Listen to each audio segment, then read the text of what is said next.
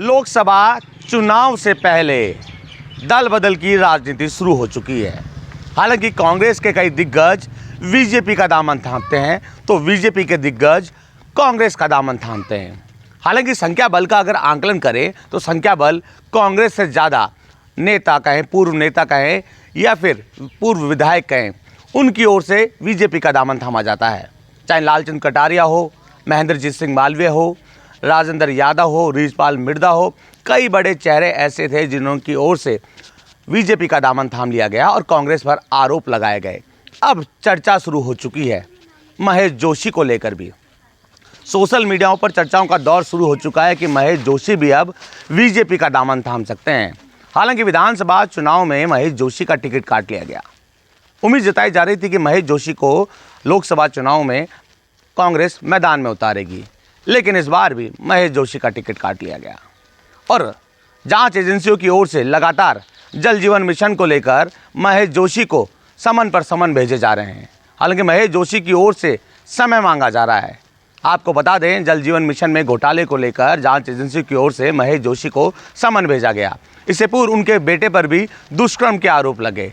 तो पूरी तरह से महेश जोशी अब जांच एजेंसियों के कटघरे में आ चुके हैं।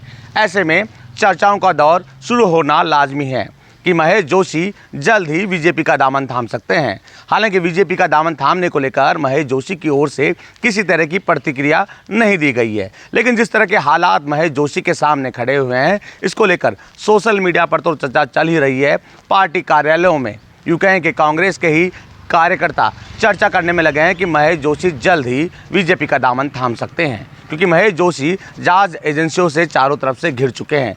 जल जीवन मिशन को लेकर लगातार जांच एजेंसियां समन भेज रही है। महेश जोशी समय मांग रहे हैं और उनके बेटे पर भी जो है दुष्कर्म के आरोप लगे हैं। ऐसे में क्या महेश जोशी बीजेपी का दामन थामेंगे? क्योंकि इससे पहले भी लालचंद कटारिया ने बीजेपी का दामन थामा, राजेंद्र यादव ने बीजेपी का दामन थामा और कांग्रेस सरकार पर आरोप लगाए कि कांग्रेस सरकार में कार्यकर्ताओं की सुनवाई नहीं होती है, कांग्रेस सरकार में कार्यकर्ताओं को दबाया जाता है, केवल एक ही परिवार की चलती है। ऐसे में महेश जोशी को लेकर भी चर्चाएं शुरू हो चुकी है। महेश जोशी जो कि अशोक गहलोत के काफ़ी करीबी माने जाते थे, इससे पहले लालचंद कटारिया भी करीबी माने जाते थे। राजेंद्र यादव जिनको गृह राज्य मंत्री भी बनाया गया था कांग्रेस सरकार के राज में, लेकिन अब महेश जोशी का नाम चर्चाओं में शुरू हो चुका है। महेश जोशी कभी भी बीजेपी का दामन थाम सकते हैं, इस तरह की चर्चा सोशल मीडिया पर चल रही है। क्या महेश जोशी लोकसभा चुनाव से पहले बीजेपी का दामन थामेंगे? क्योंकि प्रतिदिन जिस तरह की पार्टी कार्यालय, यूं कहें कि बीजेपी पार्टी कार्यालयों में एक के बाद एक कांग्रेस के दिग्गज बीजेपी का दामन थाम रहे हैं। उन दिग्गजों में से एक महेश जोशी का नाम चर्चाओं में शुरू हो चुका है। अब बहरहाल देखने वाली बात यह होगी कि महेश जोशी अपने पुत्र, अपनी पूरी टीम के साथ क्या बीजेपी का दामन थामेंगे। बसंत पांडे, TV9 जयपुर।